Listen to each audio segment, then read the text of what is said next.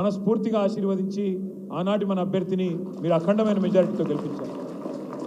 తమ్ముడు కార్తిక్ రెడ్డి గారు చెప్పినట్టు ఎమ్మెల్యేలు కొంతమంది పార్టీని వదిలిపెట్టి పోవచ్చు గాక, కానీ ఎమ్మెల్యే పోయినా అధికార లాలసతో పైరవీల కోసము పదవుల కోసము ఇంకో దానికోసం వారు పోయినా మేము మాత్రం ఉంటాము, పార్టీని వదిలిపెట్టము అని చెప్పి నిబద్ధతతో ఉన్న మా గులాబీ అన్నదమ్ములకి మా ఆడబిడ్డలకు హృదయపూర్వకంగా శిరస్సు వంచి నేను ధన్యవాదాలు తెలియజేస్తాను.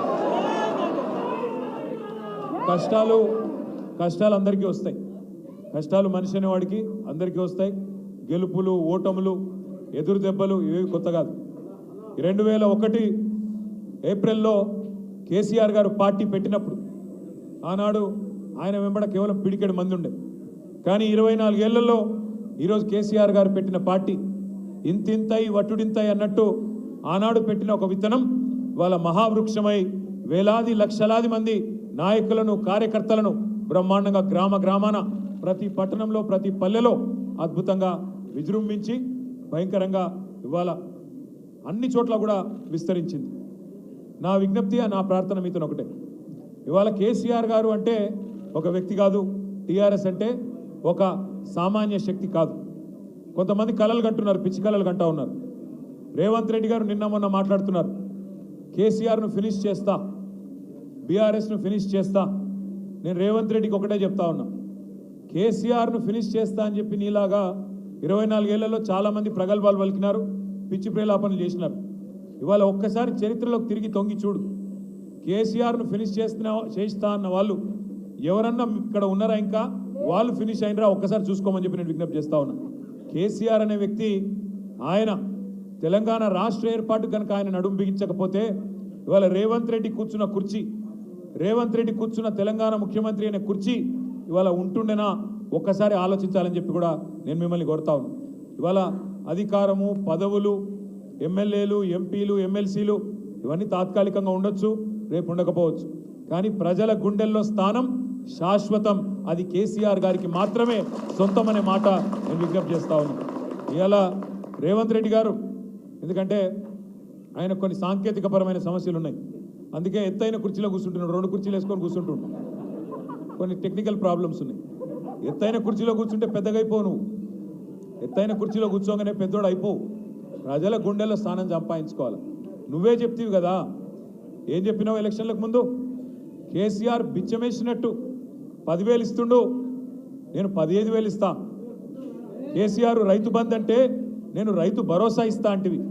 మరి నేను ఇవాళ అడుగుతున్నా రేవంత్ రెడ్డి, రాష్ట్ర రైతాంగం ఎదురు చూస్తున్నది, 70 లక్షల మంది రైతన్నలు ఎదురు చూస్తూ ఉన్నారు. ఎక్కడ పోయింది నీ రైతు భరోసా? నువ్వే అంటివి కదా 10,000 ఏమున్నది, 15,000 ఇస్తా అంటివి. కేసీఆర్ 2 పంటలకు ఇస్తున్నాడు, నేను 3 పంటలకు ఇస్తా అంటివి.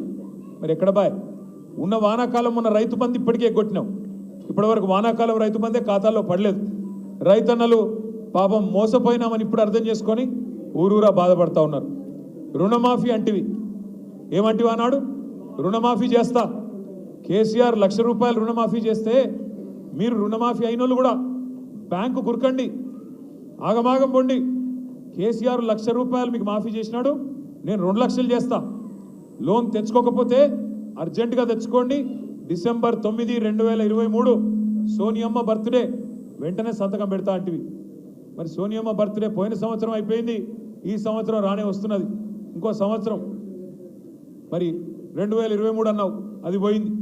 సోనియా గాంధీ గారి బర్త్డే మళ్ళీ వస్తూనే ఉన్నది, ఇంకో వారం రోజుల్లో 10 రోజుల్లో. ఇంతవరకు ఏమైంది? రుణమాఫీ అంటే సమాధానం లేదు. అదొకటే కాదు, ఒక సోనియా గాంధీ గారిని మోసం చేయలేదు, రాష్ట్రంలో 70 లక్షల మంది రైతులనే మోసం చేయలేదు. మొత్తం ఏ దేవుడు కనబడితే ఆ దేవుడి మీద ఒట్టు. యాదగిరి గుట్టకు పోయిండు, యాదాద్రి లక్ష్మీ నరసింహస్వామి మీద ఒట్టన్నాడు. వేములవాడ పోయిండు, రాజరాజేశ్వర స్వామి మీద ఒట్టన్నాడు. భద్రాచలం పోయినాడు, సీతారామస్వామి మీద ఒట్టన్నాడు. అలంపూర్ పోయినాడు, జోగులాంబ తల్లి మీద ఒట్టన్నాడు. ఇక్కడ హైదరాబాద్కి వచ్చి జూబ్లీహిల్స్ పెద్దమ్మ మీద ఒట్టన్నాడు. నిన్ననే దేవుళ్ళందరూ మీటింగ్ పెట్టుకున్నారంట. వీడెక్కడ దొరికిండ్రా నాయన, మనకు ఏడ కనబడితే ఆడ ఒట్లేస్తున్నాడు, ఈడెక్కడ దొరికినాడు నాయన. ఎందుకంటే మనుషులను మోసం చేసే మనుషులను చూసినాం, దేవుళ్ళను మోసం చేసేవాడు మొదటి వాడు వీడు. మీరు ఆలోచించండి, నేను చెప్పేది తప్ప ఒప్ప ఆలోచించండి. ఏమన్నావు నువ్వు? 15 ఆగస్టు వరకు మొత్తం రుణమాఫీ. ఇంకా ఆ రోజు ఎగిరెగిరి పడుతుంది. హరీష్ రావు యాడున్నావు, మూసిల దుంకు, గంగల దుంకు, రాజీనామా చేస్తావా సస్తావా అంటివి. ఇవాళ అడవే మరి నీ రుణమాఫీ.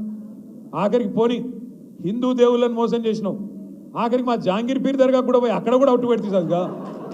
జహాంగీర్ పీర్ దర్గా పోయి పాపం అక్కడ ఒట్లు పెట్టినాడు. ఒక్కరిని కాదు అన్ని కుల మెదక్ చర్చిని కూడా ఉంచుకున్నాడా. మెదక్ చర్చిలో యేసుక్రీస్తు కూడా బాధపడుతున్నాడు. వీడెక్కడ దొరికిండ్రా నాయన. అక్కడ పోయి చర్చిలో అక్కడ కూడా ఒట్టు పెట్టినాడు. ఏ దేవుణ్ణి వదలలేదు, ఏ కులాన్ని వదలలేదు, ఏ మతాన్ని వదలలేదు. అంటే ఇంత మోసం అంటే ఇవాళ నేను నిజంగా కూడా హైదరాబాద్ ప్రజలకు మాత్రం, మీ చైతన్యానికి మాత్రం జిహెచ్ఎంసీ పరిధిలో నేను శిరస్సు వంచి మీకు పాదాభివందనం చేస్తాను. రాష్ట్ర వ్యాప్తంగానేమో కాంగ్రెస్ పార్టీ మాటలు విని జిల్లాలలో పాపం కొంతమంది మోసపోయినారు. మా తమ్ముళ్ళు, మా అన్నలు, మా అక్కలు, చెల్లెలు కూడా ఫ్రీ బస్సు, తులం బంగారం అంటే కొంతమంది మోసపోయినారు. కానీ హైదరాబాద్ వాళ్ళు మాత్రం మోసపోలేదు. ఎందుకంటే కాంగ్రెస్ను చూసి